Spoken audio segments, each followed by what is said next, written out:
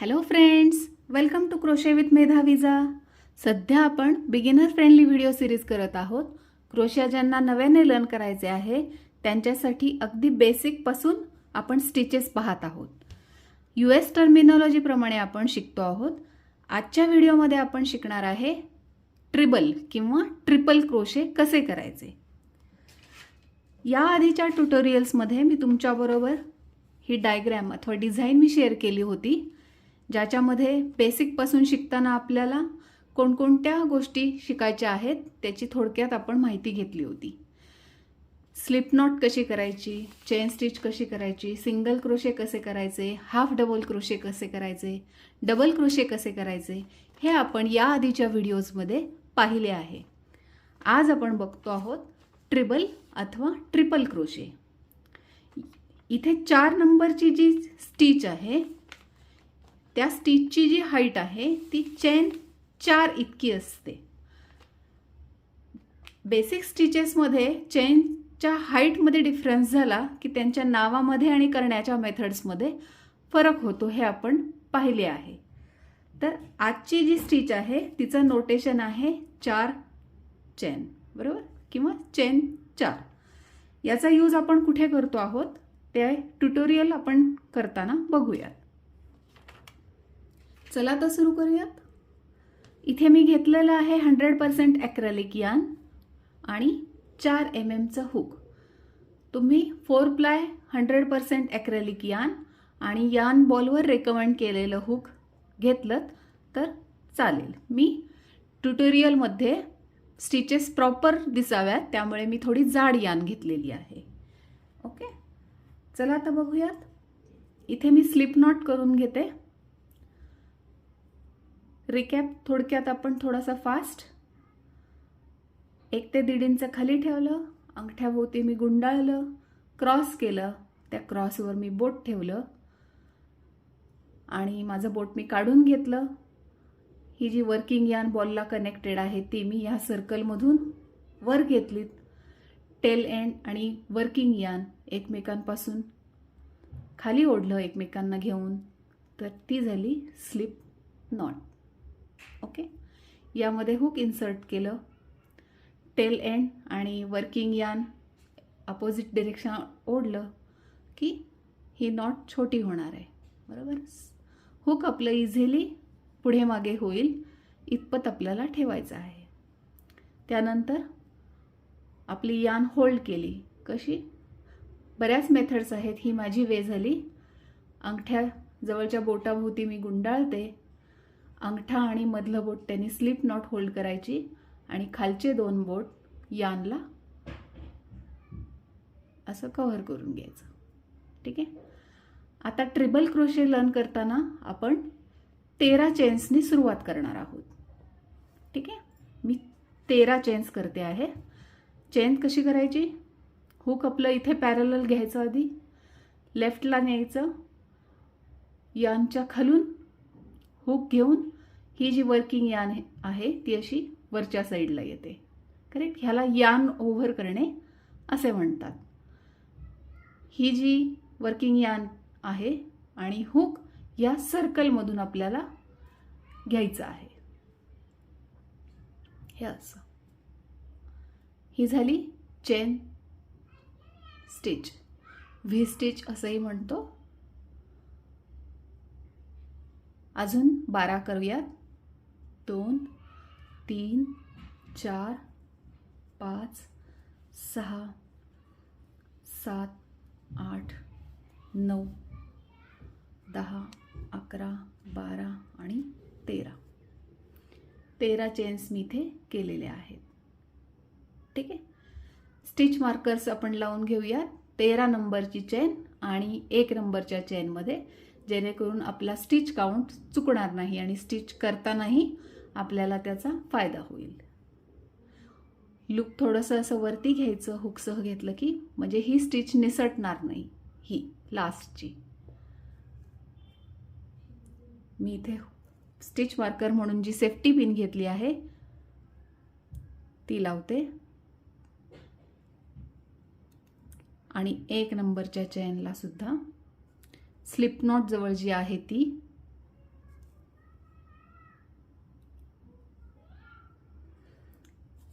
आता सुरू करूयात ट्रिपल क्रोशे. त्यासाठी काय करायचं आहे, आता आपण मगाशी त्या डायग्राममध्ये बघितलं की 4 चेन इतकी त्या स्टिचची हाईट असते, बरोबर. 4 चेन इतकी. मग मला पहिल्या 4 चेन्स स्किप करून 5व्या चेनमध्ये मला स्टिच करायची आहे. इथे 4 नंबर पण इथे 0 दिलंय, बरोबर. म्हणजे 5 नंबरची स्टिच. हुक आणि मार्कर ज्यामध्ये आहे ती 1, 2, 3, 4 आणि 5. आपली स्टिच इथे येणार आहे. आता हाफ डबल क्रोशे करताना आपण पाहिलं की एकदा यार्न ओव्हर करायचं असतं स्टिचला सुरुवात करण्यापूर्वी. आता इथे ट्रिपल क्रोशे करताना आपल्याला 2दा यार्न ओव्हर सुरुवातीलाच करायचं आहे. ओके, हे झालं एकदा आणि अजून एकदा, बरोबर. इथे हुक आहे, इथे 2दा मी यार्न ओव्हर करून घेतलं, ठीक आहे. आणि पुढच्या स्टेप्स ज्या आहेत त्या अगदी तुमच्या आता लक्षात आलं असेल की कसं. ह्या 5 नंबरच्या चेनच्या फ्रंट लूपमध्ये टाकायचं, यार्न ओव्हर करायचं आणि हुक आणि ती यार्न वरती घ्यायची. आता हुकवर तुम्हाला 4 लूप्स दिसतील, बरोबर. आता आपल्याला चेन स्टिच करण्यासाठी 2 लूप्स लागतात आणि यार्न ओव्हर करून आपण ते करतो. तर यार्न ओव्हर करून पहिल्या 2 लूपमधून हुकवर बाहेर काढायचं, पुन्हा 2 लूप, म्हणजे यार्न ओव्हर करून पुढच्या 2 लूपमधून वर हुक काढायचं.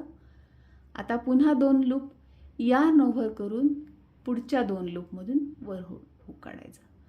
3 वेळेला ती प्रोसेस होते. यार्न ओव्हर 2 लूपमधून हुक, यार्न ओव्हर 2 लूपमधून हुक, यार्न ओव्हर 2 लूपमधून हुक. यार्न ओव्हर केल्याशिवाय आपल्याला इथे स्टिच करता येणार नाही, कारण स्टिच करण्यासाठी 2 लूप्स आपल्याला लागतात, कारण चेनने बनलेलं आहे. ही एक चेन, ही एक चेन आणि ही एक चेन, म्हणजे आपल्या ह्या 3 चेन्स आहेत, बरोबर. पुन्हा बघूयात, आता स्टेप्समध्ये बघूयात. स्टेप 1 यार्न ओव्हर, स्टेप 2 पुन्हा यार्न ओव्हर. ओके, आता इथली ह्या स्टिचमध्ये step 3 insert hook, step 4 yarn over, step 5 loop वरती घ्यायचं, स्टेप 6 यार्न ओव्हर, स्टेप 7 2 लूपमधून हुकवर, स्टेप 8 यार्न ओव्हर, स्टेप 9 पुढच्या 2 लूपमधून हुकवर, पुन्हा यार्न ओव्हर, स्टेप 10 आणि लास्टच्या 2 लूपमधून हुक वर काढायचं. ही झाली स्टेप 11. ही आपली. आता इथे तुमच्या लक्षात येईल की आपण ज्या वेळेला ही हाफ डबल क्रोशे केली त्यावेळेला या स्टिचची हाईट बघायची. इथे आपण ही डबल क्रोशे बघितली, बरोबर. त्या स्टिचची हाईट थोडी वाढताना दिसते. खाली बेस तर आपला जो आहे तोही एकेका चेनचा फरक तुम्हाला लक्षात आला असेल. इथे आपण ज्या वेळेला 11 चेन्स केल्या त्यावेळेला 10 हाफ डबल क्रोशे. इथे आपल्याला एक चेन एक्स्ट्रा करावी लागली, चेन 12. आत्ता आपण चेन 13ने सुरुवात केली, म्हणजे जी एक्स्ट्रा जी चेन आहे ती आपण त्या हाईट वाढवण्यासाठी यूज करतो आहोत. ओके, पुन्हा एकदा बघूयात. 11 स्टेप्स लागत आहेत हे लक्षात आलं असेल. यार्न ओव्हर ही स्टेप 1, पुन्हा यार्न ओव्हर ही स्टेप 2, इन्सर्ट हुक फ्रंट लूपमध्ये ही step 3, yarn over step 4, loop वरती घ्यायचं हुकमधून ही स्टेप 5, यार्न ओव्हर स्टेप 6, 2 लूपमधून हुकवर घ्यायचं स्टेप 7, यार्न ओव्हर स्टेप 8, दोन्ही लूपमधून हुकवर काढायचं स्टेप 9, यार्न ओव्हर स्टेप 10 आणि लास्ट 2 लूपमधून हुक वर काढायचं. स्टेप 11.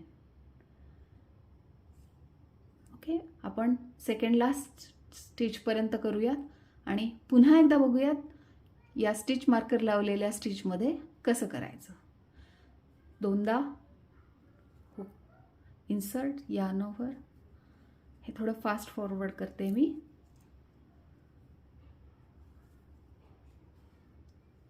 प्रॅक्टिसने आपला स्पीडही वाढतो. त्याच्यामुळे जेवढं आपण हे प्रॅक्टिस करू ह्या स्टिचेस, यावरच प्रोजेक्ट्स अवलंबून असतात.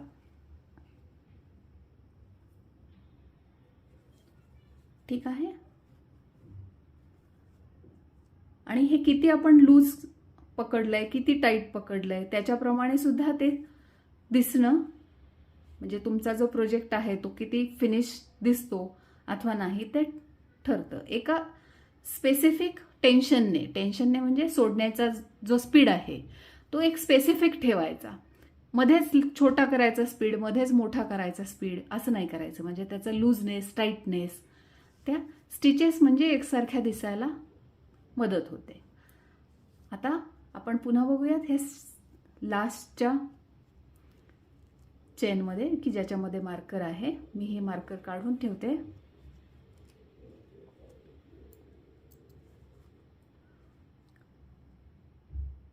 दोनदा यार्न ओव्हर करून घेतलं. त्या 2 स्टेप झाल्या. हुक इन्सर्ट केलं, 3 नंबरची step. Yarn over 4 number step. Hook आणि यार्न वरती घेतलं, ही 5 नंबरची स्टेप. यार्न ओव्हर 6 नंबरची स्टेप. 2 लूपमधून हुक वर घेतलं, 7 नंबरची स्टेप. यार्न ओव्हर पुन्हा केलं, ही 8 नंबरची स्टेप. दोन्ही लूपमधून हुक वर घेतलं, ही 9 नंबरची स्टेप. पुन्हा यार्न ओव्हर केलं, ही 10 नंबरची स्टेप. आणि लास्ट 2 लूपमधून हुक वर घेतलं, ही 11 नंबरची स्टेप. ही आपली ट्रिपल क्रोशे अथवा ट्रिपल क्रोशे असंही म्हटलं जातं. त्याचं शॉर्ट फॉर्म आहे TR, म्हणजे ॲब्रिव्हेशन्स आहेत TR. ह्या अशा दिसतात. ही झाली एक रो. आता मला पुढची रो करायची असेल तर 4 चेन करून, म्हणजे ती हाईट मिळणार आहे. सुरुवातीला आपल्याला हाईट कशी मिळणार, बरोबर. मग हे जे चेन 4 त्याचं नोटेशन जे आहे त्याचा यूज असा ज्या वेळेला आपण प्रोजेक्ट रोजमध्ये करतो त्यावेळेला होतो. म्हणजे आता करताना मला 4 चेन्स करायच्या आहेत. 1, 2, 3 आणि 4.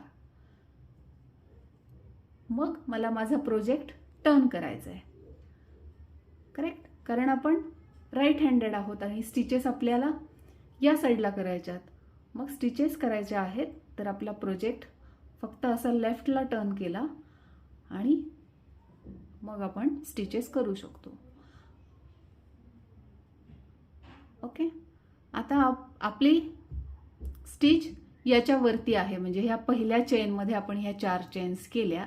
मग इथे नाही करायचं आहे. आता आपल्याला इथे करायचं आहे. पुन्हा बघूयात. एकदा यार्न ओव्हर आणि 2दा यार्न ओव्हर.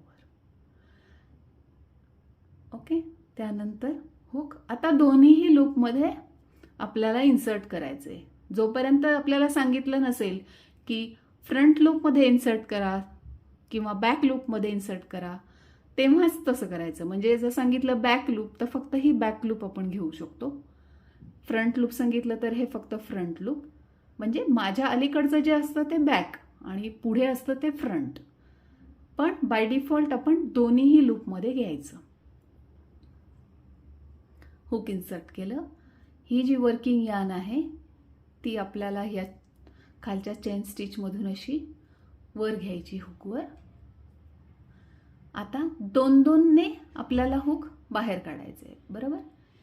आणि 2-2 लूपमधून बाहेर हुक काढताना पहिल्यांदा यार्न ओव्हर करायचं. एवढं प्रत्येक वेळेला आपण लक्षात ठेवलं तर आपल्या स्टिच लक्षात राहते. अशा लूप्स असतील त्यावेळेला यार्न ओव्हर करूनच 2-2नेच आपण चेन करायची. यार्न ओव्हर, 2 लूपमधून हुकवर, पुन्हा yarn over 2 लूपमधून हुकवर, पुन्हा yarn over आणि 2 लूपमधून हुकवर. ही झाली दुसऱ्या रोजची दुसरी स्टिच. कारण पहिले 4 चेन हे ज्या आहेत त्या कन्सिडर होणार आहेत ट्रिपल क्रोशे. ठीक आहे, पुन्हा बघूयात. एकदा yarn over, दोनदा yarn over, दोन्हीही लूपमध्ये चेन स्टिचच्या ह्या दोन्हीही लूपमध्ये हुक इन्सर्ट करायचं, yarn over, हुक आणि आपली ही वर्किंग yarn त्या खालच्या चेनमधून वर घ्यायची, yarn over, 2 लूपमधून हुकवर, yarn over, 2 लूपमधून हुकवर, पुन्हा yarn over आणि 2 लूपमधून हुकवर. हे असं. आता मी इथे सेकंड लास्ट चेन पर्यंत करते, मग आपण भेटूया इथे करताना. मी इथे करून घेतलेला आहे. आता ज्याच्यामध्ये स्टिच मार्कर आहे त्याच्यामध्ये दोन्हीही आपण त्या चेनचे दोन्हीही लूप आपण पाहायचे आहेत, तर ते बघूयात. मी स्टिच मार्कर काढून घेते.